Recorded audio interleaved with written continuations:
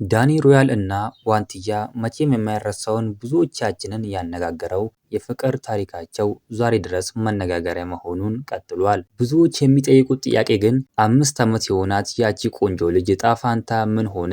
ዳኒ ልጄ አይደለችም አላለም፣ ግን ደግሞ ከዋንትያ ጋር መኖር አልችልም ሲል በይፋ ተናግሯል። በአሁኑ ሰዓት ዳኒ ከጽጌ ሮያል ጋር በዩቲዩብ ደምቆ እየታየ ይገኛል። ባለበት በዚህ ወቅት በዋንትያና በልጁ በኩል ምን አዲስ ነገር አለ?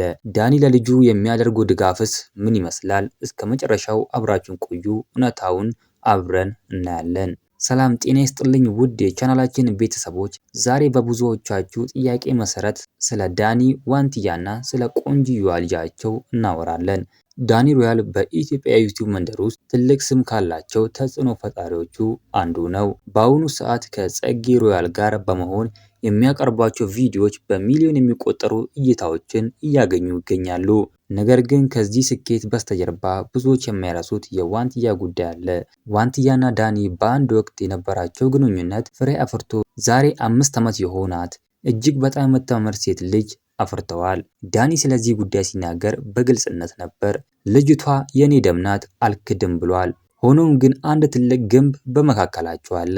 ዳኒ ከዋንትያ ጋር አብረን መኖር አንችልም በማለት የግንኙነታቸውን ገመድ በጥሷል። በአሁኑ ሰዓት ልጅቷ ከእናቷ ከዋንትያ ጋር ነው የምትኖረው። ዳኒ ግን ኃላፊነቱን አልሸሸም። ልጁን በገንዘብ እንደሚረዳና እንደሚያግዝ በይፋ ገልጿል። ይህ ደግሞ በደጋፊዎቹ ዘንድ ሁለት አይነት ስሜት ፈጥሯል። አንዳንዶች ኃላፊነቱን መውጣት መልካም ነው ሲሉ፣ ሌሎች ደግሞ ልጅቷ የአባት ፍቅር ያስፈልጋታል በማለት አስተያየታቸውን ይሰጣሉ። በተለይ ደግሞ ዳኒ ከጽጌ ጋር ያለውን የስራና የቅርብ ግንኙነት በሰፋበት ወቅት የዋንትያ ደጋፊዎች በኮሜንት ላይ ጥያቄዎችን ሲያነሱ ይታያል። ለልጅቷስ በቂ ጊዜ ይሰጣል ወይ የሚለው የብዙዎቻቸው ጥያቄ ነው። እናንተስ በዚህ ጉዳይ ላይ ምን ትላላችሁ? ዳኒ ለልጁ የሚያደርገው የገንዘብ ድጋፍ ብቻ በቂ ነው ወይስ ከልጁ ጋር መሆን ነበረበት? ዋንትያስ ለብቻዋ ልጇን ማሳደጓ ጥንካሬዋን ያሳያል። የዛሬ ቪዲዮአችን ይህን ይመስል ነበር። ለዚህ ቤተሰብ አዲስ ከሆናችሁ ቻናሉ ሰብስክራይብ፣ ላይክ ማድረግ እንዳትረሱ። በሌላ ቪዲዮ እስከምንገናኝ በያላችሁበት የዓለም ዳርቻ ሰላማችሁ ብዝት ይበልልኝ። ደህና ሁኑልኝ።